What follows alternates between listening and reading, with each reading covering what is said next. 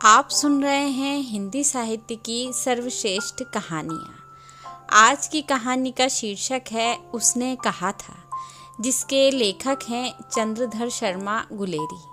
तो सुनते हैं कहानी उसने कहा था। बड़े बड़े शहरों के इक्के गाड़ी वालों की जबान के कोड़ों से जिनकी पीठ छिल गई है और कान पक गए हैं, उनसे हमारी प्रार्थना है कि अमृतसर के बम्बू काट वालों की बोली का मरहम लगाएं। जब बड़े बड़े शहरों की चौड़ी सड़कों पर घोड़े की पीठ चाबुक से धुनते हुए इक्के वाले कभी घोड़े की नानी से अपना निकट संबंध स्थिर करते हैं, कभी राह चलते पैदलों की आंखों के न होने पर तरस खाते हैं, कभी उनके पैरों की उंगलियों के पोरों को चींकर अपने ही को सताया हुआ बताते हैं और संसार भर की ग्लानि, निराशा और क्षोभ के अवतार बने नाक की सीध चले जाते हैं। तब अमृतसर में उनकी बिरादरी वाले तंग चक्करदार गलियों में हर एक लट्ठी वाले के लिए ठहरकर सब्र का समुद्र उमड़ाकर, बचो खालसा जी, हटो भाई जी, ठहरना भाई जी, आने दो लाला जी, हटो बादशाह कहते हुए सफ़ेद फेंटों, खच्चरों और बत्तखों, गन्ने और खोमचे और भारे वालों के जंगल में से राह खेते हैं। क्या मजाल है कि जी और साहब बिना सुने किसी को हटना पड़े। यह बात नहीं कि उनकी जीभ चलती नहीं, पर मीठी छुरी की तरह महीन मार करती हुई। यदि कोई बुढ़िया बार बार चितौनी देने पर भी लीक से नहीं हटती, तो उनकी बचना वालियों के ये नमूने हैं। हट जा जीणे जोगिए, हट जा कर्मा वालिए, हट जा पुत्ता प्यारिये, बच जा लंबी वालिए। समिष्टि में इनके अर्थ हैं कि तू जीने योग्य है, तू भाग्यों वाली है, पुत्रों को प्यारी है, लंबी उम्र तेरे सामने है, तू क्यों मेरे पहिए के नीचे आना चाहती है, बच जा। ऐसे बम्बू काट वालों के बीच में होकर एक लड़का और एक लड़की चौक की एक दुकान पर आ मिले। उसके बालों और उसके ढीले सुथने से जान पड़ता था कि दोनों सिख हैं। वह अपने मामा के केश धोने के लिए दही लेने आया था और यह रसोई के लिए बढ़िया। दुकानदार एक परदेसी से गुथ रहा था, जो शेर भर गीले पापड़ों की गड्डी को गिने बिना हटता न था। तेरे घर कहाँ है? मगरे में। और तेरे? मांझे में। यहाँ कहाँ रहती है? अतर सिंह की बैठक में। वे मेरे मामा होते हैं। मैं भी मामा के यहाँ आया हूँ, उनका घर गुरु बाजार में है। इतने में दुकानदार निपटा और इनको सौदा देने लगा। सौदा लेकर दोनों साथ साथ चले। कुछ दूर जाकर लड़के ने मुस्कुराकर पूछा, तेरी कुड़माई हो गई? इस पर लड़की कुछ आंखें चढ़ाकर धत कहकर दौड़ गई और लड़का मुंह देखता रह गया। दूसरे तीसरे दिन सब्जी वाले के यहाँ, दूध वाले के यहाँ अकस्मात दोनों मिल जाते। महीना भर यही हाल रहा। 2-3 बार लड़के ने फिर पूछा, तेरी कुड़माई हो गई? और उत्तर में वही धत मिला। एक दिन जब फिर लड़के ने वैसे ही हंसी में चिढ़ाने के लिए पूछा, तो लड़की लड़के की संभावना के विरुद्ध बोली, हाँ हो गई। कब? कल। देखते नहीं ये रेशम से कड़ा हुआ सालू। लड़की भाग गई। लड़के ने घर की राह ली। रास्ते में एक लड़के को मोरी में ढकेल दिया। एक छावड़ी वाले की दिन भर की कमाई खोई। एक कुत्ते पर पत्थर मारा और एक गोभी वाले के ठेले में दूध उड़ेल दिया। सामने नहाकर आती हुई किसी वैष्णवी से टकराकर अंधे की उपाधि पाई। तब कहीं घर जाकर पहुंचा। भाग 2। आगे की कहानी इस प्रकार है। राम राम, यह भी कोई लड़ाई है? दिन रात खंदकों में बैठे हड्डियां अकड़ गई। लुधियाना से 10 गुना जाड़ा और मेह और बर्फ ऊपर से पिंडलियों तक कीचड़ में धंसे हुए हैं। जमीन कहीं दिखती नहीं। घंटे 2 घंटे में कान के पर्दे फाड़ने वाले धमाके के साथ सारी खंदक हिल जाती है और 100 गज धरती उछल पड़ती है। इस गेबी गोले से बचे तो कोई लड़े। नगर कोट का जलजला सुना था। यहाँ दिन में 25 जलजले होते हैं। जो कहीं खंदक से बाहर साफा या कोहनी निकल गई तो चटाक से गोली लगती है। ना मालूम बेईमान मिट्टी में लेटे हुए हैं या घास की पत्तियों में छिपे रहते हैं। लहना सिंह और 3 दिन हैं। 4 तो खंदक में बिता ही दिए, परसों रिलीफ आ जाएगी और फिर 7 दिन की छुट्टी। अपने हाथों झटका करेंगे और पेट भर खाकर सो रहेंगे। उसी फिरंगी मैम के बाग में मखमल का सा हरा घास है, फल और दूध की वर्षा कर देती है। लाख कहते हैं दाम नहीं लेती। कहती है तुम राजा हो, मेरे मुल्क को बचाने आए हो। 4 दिन तक पलक नहीं झपी। बिना फेरे घोड़ा बिगड़ता है और बिना लड़े सिपाही। मुझे तो संगीन चढ़ाकर मार्च का हुक्म मिल जाए, फिर 7 जर्मनों को अकेला मारकर ना लौटूं, तो मुझे दरबार साहब की दहली पर मत्था टेकना नसीब ना हो। पाजी कहीं के कलों के घोड़े संगीन देखते ही मुंह फाड़ देते हैं और पैर पकड़ने लगते हैं। यों अंधेरे में 30-30 मन का गोला फेंकते हैं। उस दिन धावा किया था, 4 मील तक एक जर्मन नहीं छोड़ा था। पीछे जनरल ने हट जाने का कमान दिया, नहीं तो सीधे बर्लिन पहुंच जाते। क्यों? सूबेदार हजार सिंह ने मुस्कुराकर कहा, लड़ाई के मामले जमादार या नायक के चलाए नहीं चलते। बड़े अफसर दूर की सोचते हैं। 300 मील का सामना है, एक तरफ बढ़ गए तो क्या होगा? सूबेदार जी सच है, लहना सिंह बोला, पर करें क्या? हड्डियों में तो जाड़ा धस गया है। सूर्य निकलता नहीं और खाई में दोनों तरफ से चंबे की बावलियों के से सोते झर रहे हैं। एक धावा हो जाए तो गर्मी आ जाए। ऊदमी उठ सिगड़ी में कोले डाल। वजीरा तुम 4 जने बाल्टियां लेकर खाई का पानी बाहर फेंको। महासिंह शाम हो गई है, खाई के दरवाजे का पहरा बदल ले। यह कहते हुए सूबेदार सारी खंदक में चक्कर लगाने लगे। वजीरा सिंह पलटन का विदूषक था। बाल्टी में गंदला पानी भरकर खाई के बाहर फेंकता हुआ बोला, मैं पाधा बन गया हूँ, करो जर्मनी के बादशाह का तर्पण। इस बार सब खिलखिला पड़े और उदासी के बादल फट गए। लहना सिंह ने दूसरी बाल्टी भर के उसके हाथ में देकर कहा, अपनी बाड़ी के खरबूजों में पानी दो। ऐसा खाद का पानी पंजाब भर में नहीं मिलेगा। हाँ, देश क्या है, स्वर्ग है। मैं तो लड़ाई के बाद सरकार से 10 धूमा जमीन यहाँ मांग लूँगा और फलों के बूटे लगाऊंगा। लाड़ी होरा को भी यहाँ बुला लोगे? या वही दूध पिलाने वाली फिरंगी मैम? चुप कर, यहाँ वालों को शर्म नहीं।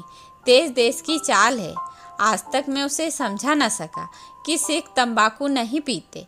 वह सिगरेट देने में हट करती है, ओंठों में लगाना चाहती है और मैं पीछे हटता हूँ तो समझती है कि राजा बुरा मान गया, अब मेरे मुल्क के लिए लड़ेगा नहीं। अच्छा, अब बोध सिंह कैसा है? अच्छा है, जैसे मैं जानता ही ना हूँ। रात भर तुम अपने कंबल उसे उड़ाते हो और आप सिगड़ी के सहारे गुजर करते हो। उसके पहरे पर आप पहरा दे आते हो। अपने सूखे लकड़ी के तख्तों पर उसे सुलाते हो। आप कीचड़ में पड़े रहते हो। कहीं तुम ना मांदे पड़ जाना। जाड़ा क्या है, मौत है, और निमोनिया से मरने वालों को मुरब्बे नहीं मिला करते। मेरा डर मत करो, मैं तो बुलेल की खड्ड के किनारे मरूंगा। भाई कीरत सिंह की गोदी पर मेरा सिर होगा और मेरे हाथ के लगाए हुए आंगन के आम के पेड़ की छाया होगी। वजीरा सिंह ने त्योरियां चढ़ाकर कहा, क्या मरने मारने की बात लगाई है? मने जर्मनी और तुर्क। हाँ भाइयों, कैसे कौन जानता है कि दाढ़ियों वाले घरवारी सिख ऐसे गीत गाएंगे। पर सारी खंदक इस गीत से गूंज उठी और सिपाही फिर ताजे हो गए, मानो 4 दिन से सोते और मौज ही करते रहते होंगे। भाग 3 आगे की कहानी इस प्रकार है। दोपहर रात गई, अंधेरा है, सन्नाटा छाया हुआ है। बोदा सिंह खाली बिस्किटों के 3 टीनों पर अपने दोनों कंबल बिछाकर और लहना सिंह के 2 कंबल और एक बरान कोट ओढ़कर सो रहा है। लहना सिंह पहरे पर खड़ा हुआ है। एक आंख खाई के मुंह पर है और एक बोधा सिंह के दुबले शरीर पर। बोधा सिंह कराहा, क्यों बोधा भाई, क्या है? पानी पिला दो। लहना सिंह ने कटोरा उसके मुंह से लगाकर पूछा। कहो, कैसे हो?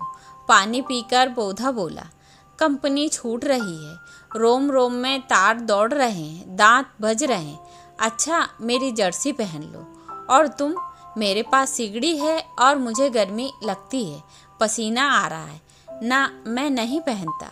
4 दिन से तुम मेरे लिए, हाँ याद आई, मेरे पास दूसरी गरम जर्सी है, आज सवेरे ही आई है। विलायत से बुन बुन कर भेज रही हैं मैं, गुरु उनका भला करे। यूं कहकर लहना अपना कोट उतार कर जर्सी उतारने लगा। सच कहते हो और नहीं झूठ? यूं कहकर नहीं करते बोधा को उसने जबरदस्ती जर्सी पहना दी और आप खाकी कोट और जीन का कुर्ता भर पहनकर पहरे पर आ खड़ा हुआ। मैम की जर्सी की कथा केवल कथा थी। आधा घंटा बीता, इतने में खाई के मुंह से आवाज आई, सूबेदार हजारा सिंह। कौन? लपटन साहब। हुकुम हुजूर, कहकर सूबेदार तनकर फौजी सलाम करके सामने हुआ। देखो, इसी समय धावा करना होगा। मील भर की दूरी पर पूरब के कोने में एक जर्मन खाई है। उसमें 50 से ज़्यादा जर्मन नहीं है। इन पेड़ों के नीचे नीचे 2 खेत काटकर रास्ता है। 3-4 घुमाव हैं। जहाँ मोड़ है वहाँ 15 जवान खड़े कर आया हूँ। तुम यहाँ 10 आदमी छोड़कर सबको साथ ले उनसे जा मिलो। खंदक छीन कर वहीं जब तक दूसरा हुक्म न मिले डटे रहो। हम यहाँ रहेगा। जो हुक्म। चुपचाप सब तैयार हो गए। बोधा भी कंबल उतारकर चलने लगा। तब लहना सिंह ने उसे रोका। लहना सिंह आगे हुआ तो बोधा के बाप सूबेदार ने उंगली से बोधा की ओर इशारा किया। लहना सिंह समझकर चुप हो गया। पीछे 10 आदमी कौन रहे, इस पर बड़ी हुज्जत हुई। कोई रहना न चाहता था। समझा बुझाकर सूबेदार ने मार्च किया। लपटन साहब लहना की सिगड़ी के पास मुंह फेरकर खड़े हो गए और जेब से सिगरेट निकालकर सुलगाने लगे। 10 मिनट बाद उन्होंने लहना की ओर हाथ बढ़ाकर कहा, लो तुम भी पियो। आंख मारते मारते लहना सिंह सब समझ गया। मुंह का भाव छिपाकर बोला, लाओ साहब। हाथ आगे करते ही उसने सिगड़ी के उजाले में साहब का मुंह देखा, बाल देखे, तब उसका माथा ठनका। लपटन साहब के पट्टियों वाले बाल एक दिन में ही कहाँ उड़ गए और उनकी जगह कैदियों से कटे बाल कहाँ से आ गए? शायद साहब शराब पिए हुए हैं और उन्हें बाल कटवाने का मौका मिल गया है। लहना सिंह ने जांचना चाहा। लपटन साहब 5 वर्ष से उसकी रेजिमेंट में थे। क्यों साहब, हम लोग हिंदुस्तान कब जाएंगे? लड़ाई खत्म होने पर। क्यों, क्या यह देश पसंद नहीं? नहीं साहब, शिकार के वे मजे यहाँ कहाँ। याद है, पारसाल नकली लड़ाई के पीछे हम आप जगाधारी जिले में शिकार करने गए थे। हाँ, वहीं जब आप खोते पर सवार थे और आपका खानसामा अब्दुल्ला रास्ते के एक मंदिर में जल चढ़ाने को रह गया था। बेशक, पाजी कहीं का। सामने से वह नील गाय निकली कि ऐसी बेड़ी मैंने कभी ना देखी थी। और आपकी एक गोली कंधे में लगी और पुट्ठे में निकली। ऐसे अफसर के साथ शिकार खेलने में मजा है।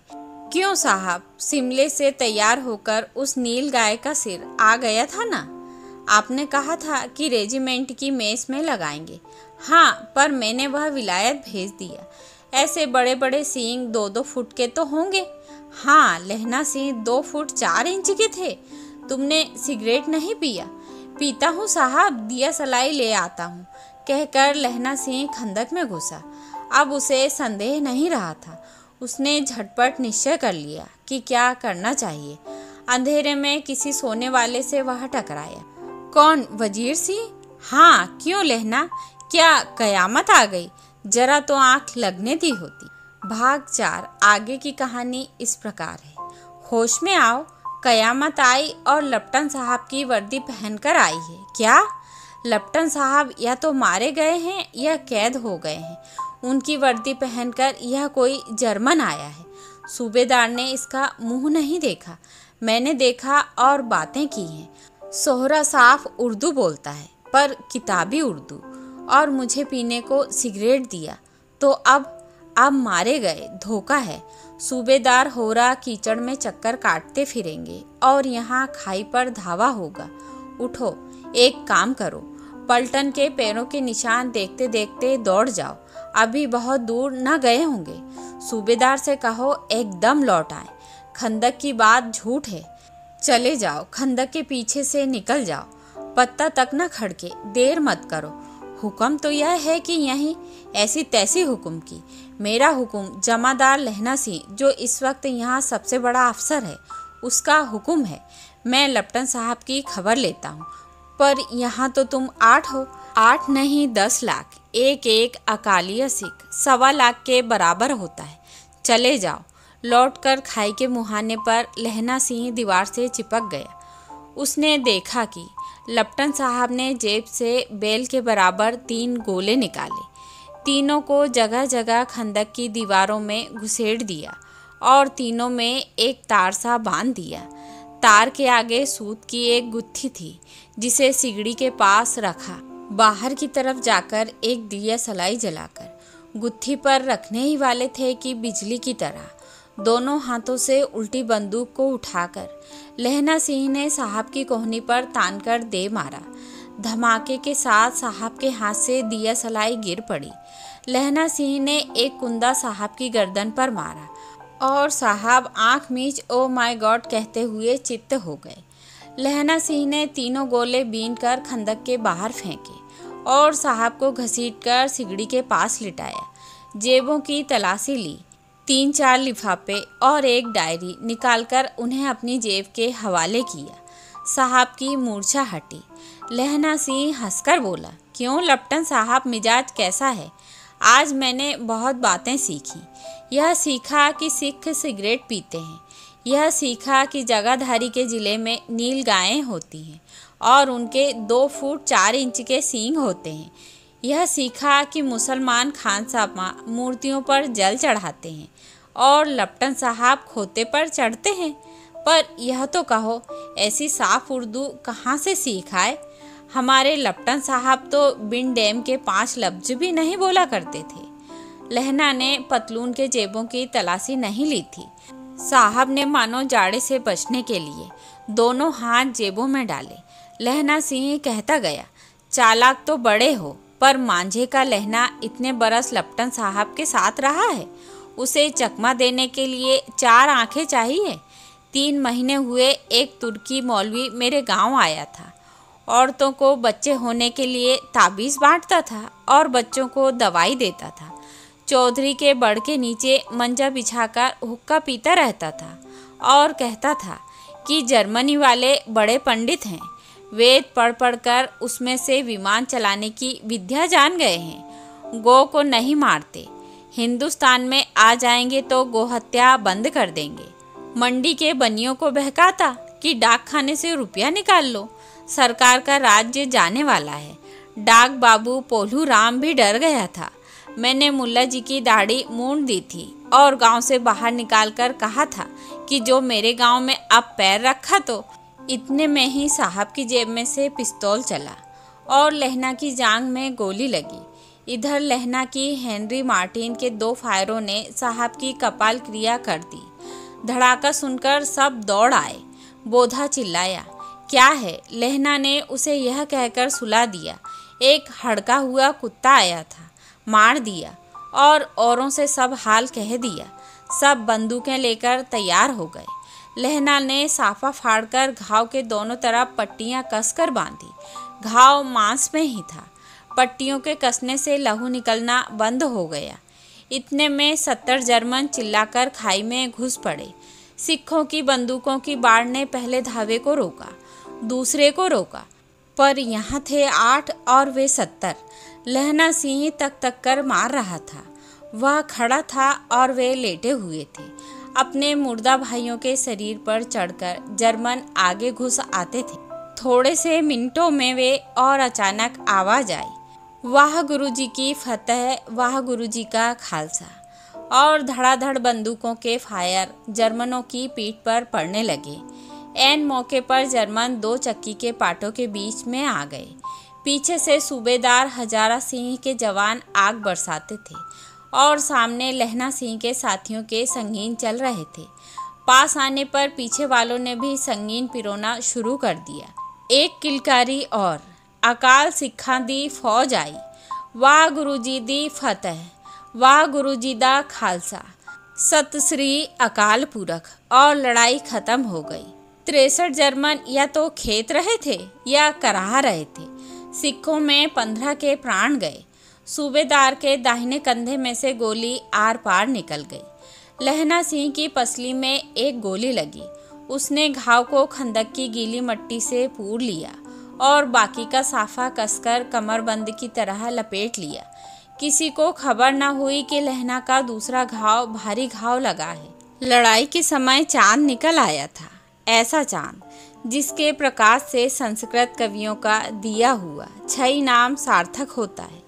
और हवा ऐसी चल रही थी जैसे वाण भट्ट की भाषा में दंत वीणोपदेशाचार्य कहलाती। वजीरा सिंह कह रहा था कि कैसे मन भर फ्रांस की भूमि मेरे बूटों से चिपक रही थी जब मैं दौड़ा दौड़ा सूबेदार के पीछे गया था। सूबेदार लहना सिंह से सारा हाल सुन और कागजात पाकर वे उसकी तुरंत बुद्धि को सराह रहे थे और कह रहे थे कि तू ना होता तो आज सब मारे जाते। इस लड़ाई की आवाज़ 3 मील दाहिनी ओर की खाई वालों ने सुन ली थी। उन्होंने पीछे टेलीफोन कर दिया था। वहाँ से झटपट 2 डॉक्टर और 2 बीमार ढोने की गाड़ियाँ चली जो कोई 1.5 घंटे के अंदर अंदर आ पहुँची।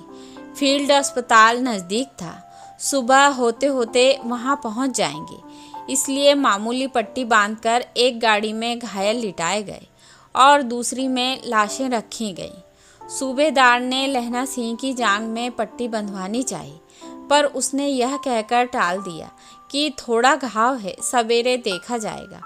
बोधा सिंह ज्वर में बर्रा रहा था, वह गाड़ी में लिटाया गया। लहना को छोड़कर सूबेदार जाते नहीं थे। यह देख लहना ने कहा, तुम्हें बोधा की कसम है और सूबेदारनी जी की सौगंध है जो इस गाड़ी में ना चले जाओ, और तुम मेरे लिए वहां पहुंचकर गाड़ी भेज देना, और जर्मन मुर्दों के लिए भी तो गाड़ियां आती होंगी। मेरा हाल बुरा नहीं है, देखते नहीं मैं खड़ा हूँ, वजीरा सिंह मेरे पास है ही। अच्छा, पर बोधा गाड़ी पर लेट गया, भला आप भी चढ़ जाओ। सुनिए तो, सूबेदार ने होरा को चिट्ठी लिखो तो मेरा मत्था टेकना लिख देना, और जब घर जाओ तो कह देना कि मुझसे जो उसने कहा था वह मैंने कर दिया। गाड़ियाँ चल पड़ी थी। सूबेदार ने चढ़ते चढ़ते लहना का हाथ पकड़कर कहा, तेने मेरे और बोधा के प्राण बचाए हैं, लिखना कैसा, साथ ही घर चलेंगे। अपनी सूबेदारनी को तू ही कह देना उसने क्या कहा था। अब आप गाड़ी पर चढ़ जाओ, मैंने जो कहा वह लिख देना और कह भी देना। गाड़ी के जाते लहना लेट गया, वजीरा पानी पिला दे और मेरा कमरबंद खोल दे, तर हो रहा है। मृत्यु के कुछ समय पहले स्मृति बहुत साफ हो जाती है। जन्म भर की घटनाएं एक एक करके सामने आती हैं। सारे दृश्यों के रंग साफ होते हैं। समय की धुंध बिल्कुल उन पर से हट जाती है। लहना सिंह 12 वर्ष का है। अमृतसर में मामा के यहाँ आया हुआ है। दही वाले के यहाँ, सब्जी वाले के यहाँ, हर कहीं उसे एक 8 वर्ष की लड़की मिल जाती है। जब वह पूछता है तेरी कुड़माई हो गई, तब धत कहकर वह भाग जाती है। एक दिन उसने वैसे ही पूछा तो उसने कहा, हाँ कल हो गई, देखते नहीं यह रेशम के फूलों वाला शालू। सुनते ही लहना सिंह को दुख हुआ, क्रोध हुआ। क्यों हुआ? वजीरा सिंह पानी पिला दे। 25 वर्ष बीत गए। अब लहना सिंह नंबर 77 राइफल्स में जमादार हो गया है। उस 8 वर्ष की कन्या का ध्यान ही न रहा। ना मालूम वह कभी मिली थी या नहीं। 7 दिन की छुट्टी को लेकर जमीन के मुकदमे की पैरवी करने वह अपने घर गया। वहाँ रेजिमेंट के अफसर की चिट्ठी मिली कि फौज लाम पर जाती है, फौरन चले आओ। साथ ही सूबेदार हजारा सिंह की चिट्ठी मिली कि मैं और बोधा सिंह भी लाम पर जाते हैं, लौटते हुए हमारे घर होते जाना, साथ ही चलेंगे। सूबेदार का गांव रास्ते में पड़ता था और सूबेदार उसे बहुत चाहता था। लहना सिंह सूबेदार के यहाँ पहुँचा। जब चलने लगे तब सूबेदार बेड़े में से निकल कर आया। बोला, लहना सूबेदारनी तुमको जानती है, बुलाती है, जा मिला। लहना सिंह भीतर पहुंचा। सूबेदारनी मुझे जानती हैं? कब से? रेजिमेंट के क्वार्टरों में तो कभी सूबेदार के घर के लोग रहे नहीं। दरवाजे पर जाकर मत्था टेकना कहा। आशीष सुनी। लहना सिंह चुप। मुझे पहचाना नहीं? तेरी कुड़माई हो गई? धत कल हो गई देखते नहीं। रेशमी बूटों वाला सालू अमृतसर में। भावों की टकराहट से मूर्छा खुली, करवट बदली, पसली का घाव बह निकला। वजीरा पानी पिला, उसने कहा था। स्वप्न चल रहा है, सूबेदारनी कह रही है। मैंने तेरे को आते ही पहचान लिया। एक काम कहती हूँ, मेरे तो भाग फूट गए। सरकार ने बहादुरी का खिताब दिया है, लायलपुर में ज़मीन दी है। आज नमक हलाली का मौका आया है, पर सरकार ने हम बीवियों की एक घगरिया पलटन क्यों ना बना दी, जो मैं भी सूबेदार जी के साथ चली जाती। एक बेटा है, फौज में भर्ती हुए उसे एक ही बरस हुआ है। उसके पीछे 4 और हुए, पर एक भी नहीं जिया। सूबेदारनी रोने लगी। अब दोनों जाते हैं मेरे भाग। तुम्हें याद है, एक दिन टांगे वाले का घोड़ा दही वाले की दुकान के पास बिगड़ गया था। तुमने उस दिन मेरे प्राण बचाए थे। आप घोड़े की लातों में चले गए थे और मुझे उठाकर दुकान के तख्ते पर खड़ा कर दिया था। ऐसे ही इन दोनों को बचाना, यह मेरी भिक्षा है। तुम्हारे आगे आंचल पसारती हूँ। रोती रोती सूबेदारनी ओबरी में चली गई। लहना भी आंसू पोंछता हुआ बाहर आया। वजीरा सिंह पानी पिला, उसने कहा था। लहना का सिर अपनी गोद में रखे वजीरा सिंह बैठा है। जब मांगता है तब पानी पिला देता है। आध घंटे तक लहना चुप रहा, फिर बोला, कौन, कीरत सिंह? वजीरा ने कुछ समझकर कहा, हाँ भैया, मुझे और ऊंचा कर ले, अपने पट पर मेरा सिर रख ले। वजीरा ने वैसा ही किया। हाँ अब ठीक है, पानी पिला दे बस। आपके हाड़ में यह आम खूब फलेगा।